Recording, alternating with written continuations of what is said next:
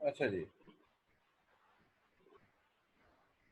हम डिस्कस कर रहे थे डिसअलाउंस ऑफ एक्सपेंस। फिर हमें हमारे पास क्या कहते हैं, any amount of commission paid और payable in respect of supply of products listed in the third schedule of the Sales Tax Act 1990. Any amount of commission paid or payable in respect of supply of products listed in the third schedule of Sales Tax Act 1990. यानी अगर आप कोई commission पे करते हैं, अगर आपके expenses के अंदर कोई कमीशन शामिल है, तो वो उस कमीशन को डिसअलाउ कर रहा है। ठीक है। और वो कौन सा कमीशन डिसअलाउ कर रहा है? ऐसा कमीशन जो पे किया गया है, जो थर्ड शेड्यूल आइटम्स के लिए पे किया गया। अब थर्ड शेड्यूल आइटम्स क्या है, ये आपको याद करने की जरूरत नहीं है। आपके एग्जाम में लिखा हुआ आएगा कि ये थर्ड शेड्यूल आइटम है। ठीक है। वो किस तरह लिखा होगा मैं भी एक्सप्लेन करता हूँ। पहले, कमीशन को डिसअलाउ करने के लिए ये तीन शर्तें हैं। पहली शर्त ये है कि थर्ड शेड्यूल में उनको लिखा हो। दूसरी, where the amount of commission paid और payable exceeds 0.2% of gross amount of supply. जो कमीशन है वो ग्रॉस अमाउंट ऑफ सप्लाई से 0.2% से ज्यादा हो। यानी अगर कोई कमीशन एजेंट है, ग्रॉस वैल्यू ऑफ सप्लाई फर्ज किया 100 रुपए है, तो आप उसको कमीशन अगर 20 पैसे, 0.2% बनता है 20 पैसे, अगर आप उसको 30% दे रहे हैं, तो फिर वो कमीशन क्या हो जाएगा? डिसअलाउ। तो दो शर्तें हो गई। एक, कि कमीशन थर्ड शेड्यूल की आइटम्स के ऊपर हो। दूसरा, वो 0.2% से ज्यादा हो। तीसरा, except where the commission agent is active tax payer. यानी इसको अदर वे राउंड अगर हम पढ़ेंगे तो हम कहेंगे कि जहां पर commission agent in active tax pair है। तो मैं इसको दूसरे तरीके से भी लिख देता हूं। That is, commission is disallowed if following three conditions are met. The goods are of third schedule to Sales Tax Act 1990. The rate of commission is more than 0.2% of gross amount of supplies, and the commission agent is not an active taxpayer.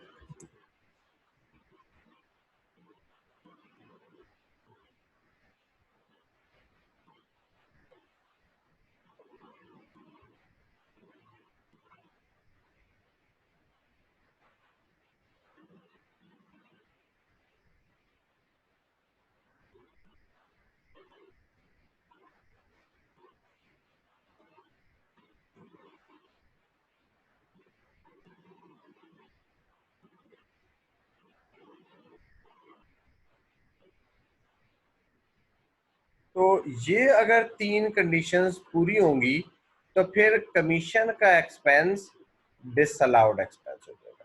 अगर ये तीन conditions जहां पर पूरी हो जाए, commission का expense disallowed expense हो जाएगा। ठीक है। अच्छा, अब इसको समझने के लिए मजीद हम क्या करते हैं, मैं जरा उस एग्जाम्पल को लिखता हूँ कि एग्जाम में ये किस तरह से आएगा। बस एग्जाम में लिखा होता है, एक्सपेंस इंक्लूड अकाउंटिंग एंड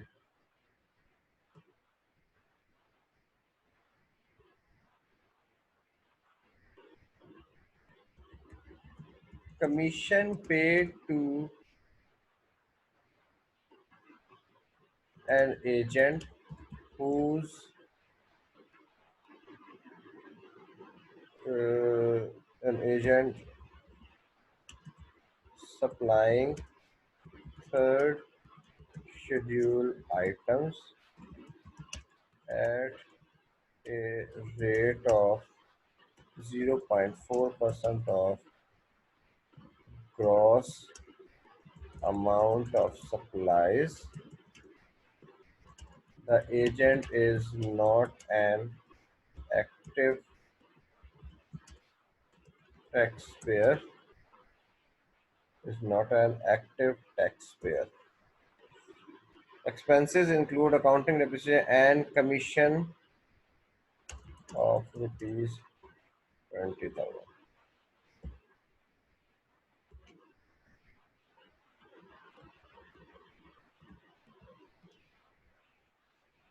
क्या कहता है कि आपने कमीशन पे किया एक एजेंट को, जो आपको क्या सप्लाई कर रहा है, थर्ड शेड्यूल आइटम्स। उसके ऊपर वो कहता है कि जो रेट है कमीशन का वो 0.4% है, और एजेंट जो है वो एक्टिव टैक्स पेयर भी नहीं। तो जब आप एग्जाम में देखें ये तीनों बातें लिखी हुई हैं, तो आप क्या कहेंगे, ये जो कमीशन का एक्सपेंस है, ये कमीशन का एक्सपेंस आप क्या कहेंगे कि this is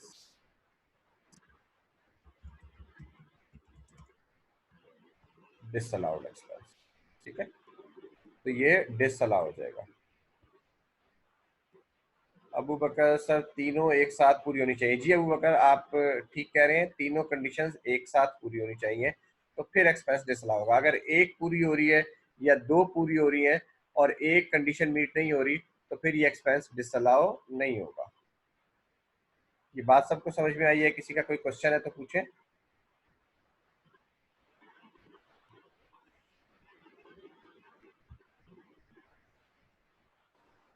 ji Saroj question पूछें। सर 0.2% से जो अमाउंट एक्सीड करेगी हम वो जो है डिसअलाउ करेंगे, या फिर पूरी अमाउंट ही डिसअलाउ कर देंगे?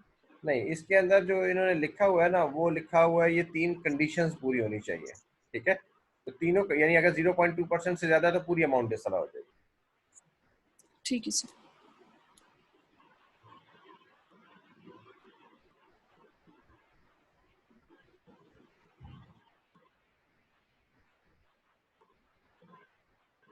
और कोई क्वेश्चन है किसी का?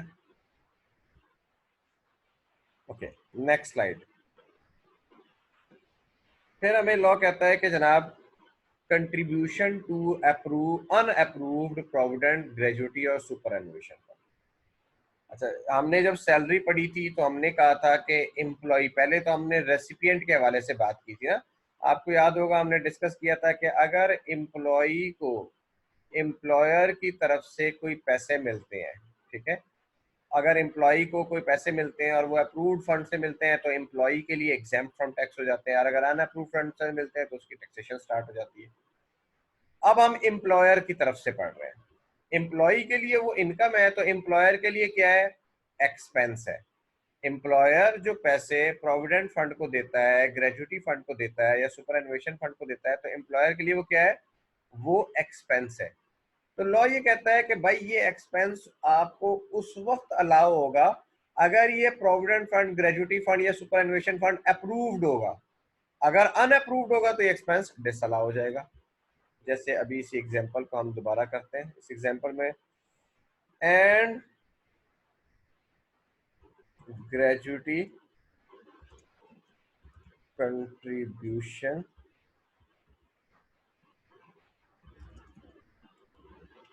of rupees 20,000 paid to an unapproved fund and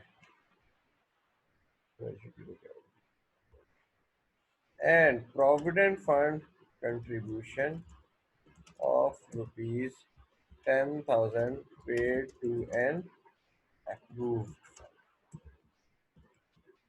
अब जो प्रोविडेंट फंड का कंट्रीब्यूशन है वो उसने पे किया अप्रूव फंड को, ये तो अलाउ रहेगा, तो ये एक्सपेंसेस में शामिल है, तो इसका कोई मसला नहीं है। लेकिन जो उसने ग्रेजुटी का कंट्रीब्यूशन पे किया एक अनअप्रूव्ड फंड को, वो हम क्या कर देंगे, हम यहाँ पर लिखेंगे gratuity fund contribution to an unapproved fund. ये क्या हो जाएगा, एक डिसअलाउड एक्सपेंस हो जाएगा, एक इनएडमिसिबल एक्सपेंस बन जाएगा। कोई क्वेश्चन है किसी के इसके ऊपर? ओके, नेक्स्ट है, अगर आपने फंड्स को कंट्रीब्यूशन दिया और वो फंड अप्रूव्ड भी है, लेकिन अगर आपने effective arrangement for tax deduction नहीं किए एज पर सेक्शन 149, ठीक है, यानी आपने कंट्रीब्यूशन तो किया, अगर अनअप्रूव्ड को किया तो वैसे ही डिसअलाउ है, लेकिन अगर आपने अप्रूव्ड को कंट्रीब्यूट किया और अप्रूव्ड को कंट्रीब्यूट करते हुए आपने effective arrangement of tax deduction नहीं किए, तब भी एक्सपेंस आपको डिसअलाउ हो जाएगा। मसलन इसी एग्जांपल में हम करते हैं, include a gratuity fund to an approved fund. However, effective arrangement of tax deduction were not made for GF contribution.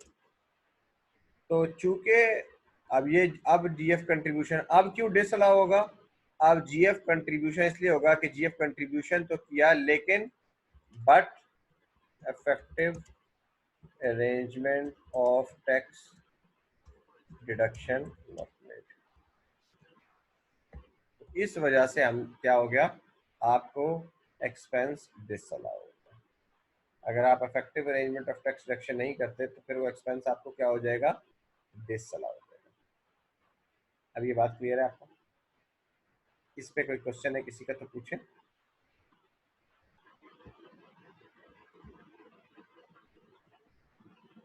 इसका इस स्लाइड का आखिरी पॉइंट है, फाइन और पेनल्टी पेड और payable by the person for the violation of any law, rule और regulation.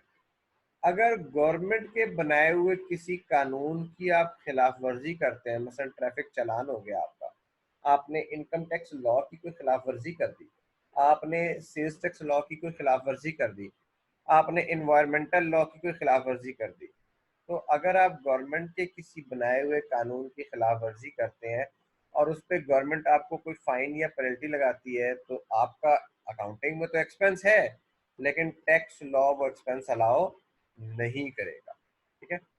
However however अगर ये फाइन और पेनल्टी दो पार्टीज के आपस में मुआहदा है, मसलन मैंने एक बंदे से मुआहदा किया कि जनाब मेरा घर आप बना दें और 3 महीने के अंदर अंदर बना दें, तो मैं आपको 1 करोड़ रुपया दूंगा, लेकिन अगर तुमने 3 महीने से 10 दिन ऊपर लगा दिए तो मैं तुम्हारा 1 लाख रुपया काट लूंगा, फाइन लगाऊंगा, पेनल्टी लगाऊंगा।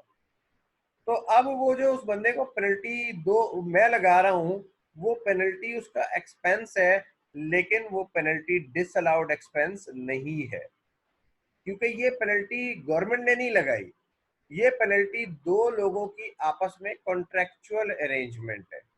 इवन अगर ये पेनल्टी जो है, ये मुआहदा फर्ज क्या गवर्नमेंट के साथ है, गवर्नमेंट मुझे कहती है कि ये सड़क बना दो, और इस सड़क को अगर तुमने 3 महीने बनाया तो तुम्हें 1 करोड़ रुपए मिलेंगे, और अगर तुमने 3 महीने में नहीं बनाया तो तुम्हें 1 करोड़ रुपया नहीं मिलेगा, बल्कि तुम्हें 2 लाख रुपए कम मिलेंगे, 2 लाख रुपए की पेनल्टी गवर्नमेंट काट लेगी।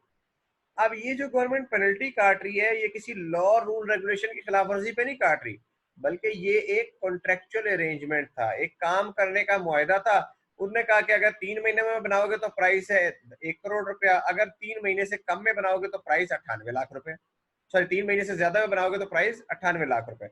तो ये प्राइस की सेटलमेंट होती है, ठीक है। तो फाइन पेनल्टी किस वक्त डिसअलाउ है, जब वो किसी गवर्नमेंट के लॉ रूल रेगुलेशन के खिलाफ हो। इस एग्जांपल को मैं मॉडिफाई करता हूँ, and fine of ₹20,000 paid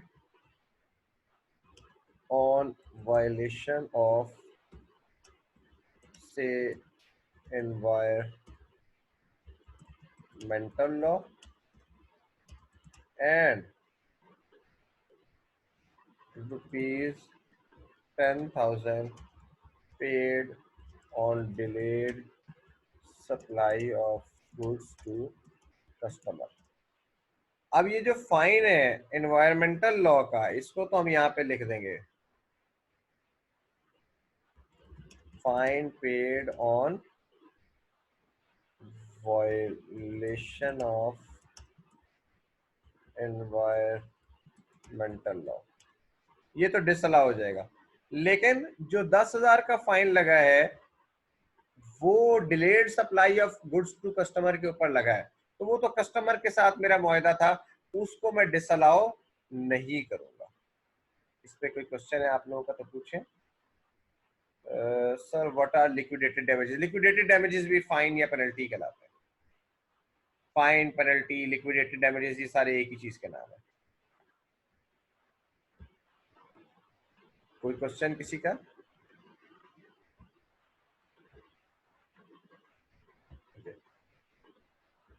next slide है, इस पे जरा आसान आसान सी बातें हैं। Personal expenditure as a deduction allow नहीं होगा।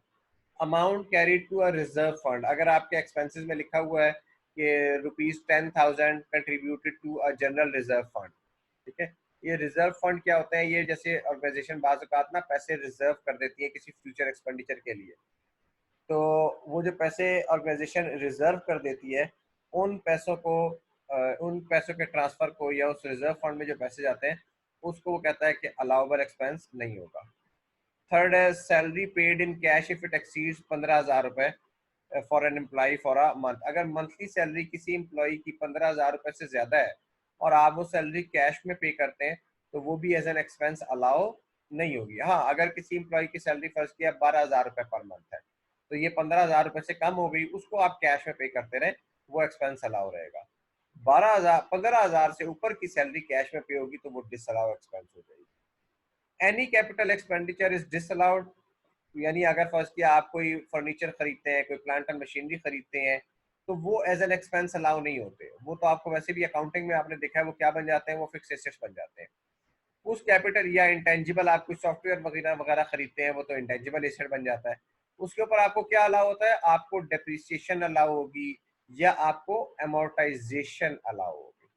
डेप्रिसिएशन अलाउ होगी या एमोर्टाइजेशन अलाउ होगी, ठीक है। तो टेंजिबल या इंटेंजिबल फिक्स एसेट्स के ऊपर आपको उसकी पूरी अमाउंट एज एन एक्सपेंस नहीं अलाउ होती, बल्कि आपको डेप्रिसिएशन या एमोर्टाइजेशन अलाउ होती है। और आखिरी पॉइंट है स्लाइड का कि expenditure on sale, promotion, advertisement and publicity, ये in excess of 10% of turnover by pharma company, ये सिर्फ फार्मा कंपनीज के लिए। यानी फार्मा कंपनीज चूंकि एडवर्टाइजमेंट वगैरह पे बहुत ज्यादा खर्चा करती हैं तो लॉ ने कहा कि आपको मैक्सिमम जो खर्चा अलाउ है वो 10% ऑफ टर्नओवर है, यानी 10% ऑफ ग्रॉस रेवेन्यू है। इसके लिए मैं आपको एग्जांपल थोड़ी सी चेंज करके करता हूँ। देखिए इस एग्जांपल के एक तो मैंने शुरू में ये लिख दिया profit and loss account of pharma company, ठीक है, तो ये फार्मा कंपनी का प्रॉफिट एंड लॉस अकाउंट है। नीचे क्या लिखा है? Expense include accounting depreciation of 50,000 rupees,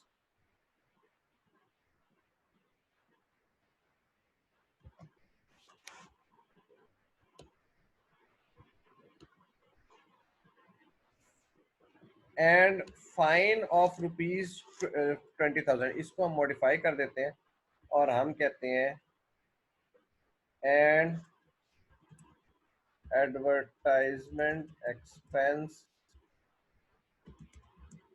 of rupees, ना कर दें इसको,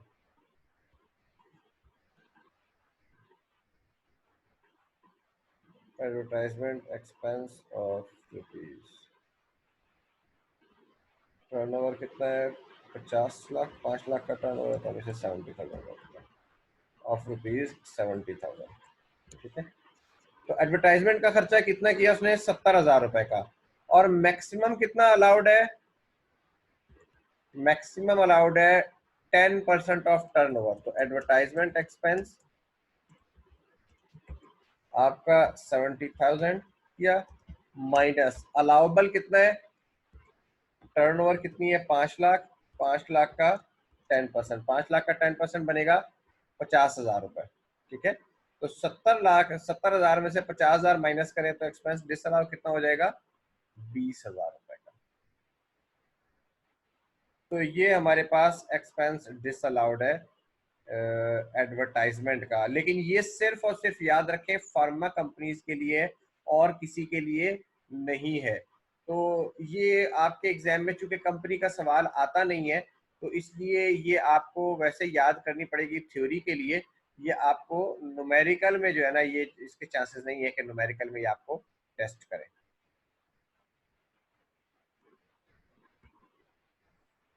जी सलमान, क्वेश्चन पूछें। जी सर, ये डेप्रिसिएशन के हम डेप्रिसिएशन का हमने पढ़ा नहीं था कि ये डिसअलाउड होगा ना डेप्रिसिएशन डिसअलाउड है सर? तो वो पिछली साइड में वो क्या लिखा हुआ था डेप्रिसिएशन के बारे में कि वो अलाउड होगा, वो समझ वो नहीं है इसका वो मुझे। टैक्स डेप्रिसिएशन अलाउड है, अच्छा, वो टैक्स डेप्रिसिएशन की बात हो रही है। वो टैक्स डेप्रिसिएशन की बात हो रही है। ठीक है डेप्रिसिएशन सर, समझ। अलाउ है, लेकिन टैक्स के तरीकाकार से, टैक्स जो समझ। कैलकुलेशन का तरीकाकार बताता है। ठीक है, ठीक है, ठीक ठीक है है, थैंक यू सर। जी, आज के लिए इतना ही काफी है। किसी का कोई क्वेश्चन है तो पूछें।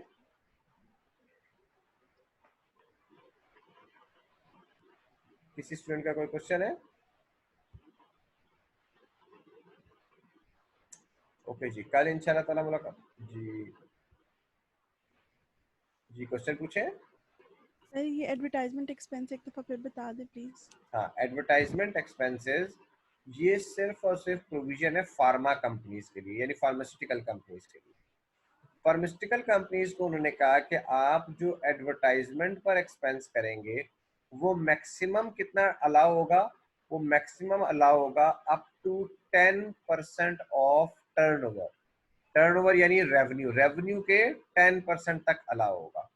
तो अब हमने इस यस सर। एग्जांपल में देखा, उन्होंने टोटल खर्चा किया 70,000 रुपए, ठीक है। यस और 70, जबकि अलाउ कितना था मैक्सिमम उनको, 5 लाख का 10% जो कि बनता है 50,000 रुपए। तो जो ऊपर का एक्सपेंस है वो हमने क्या कर दिया, डिसअलाउ।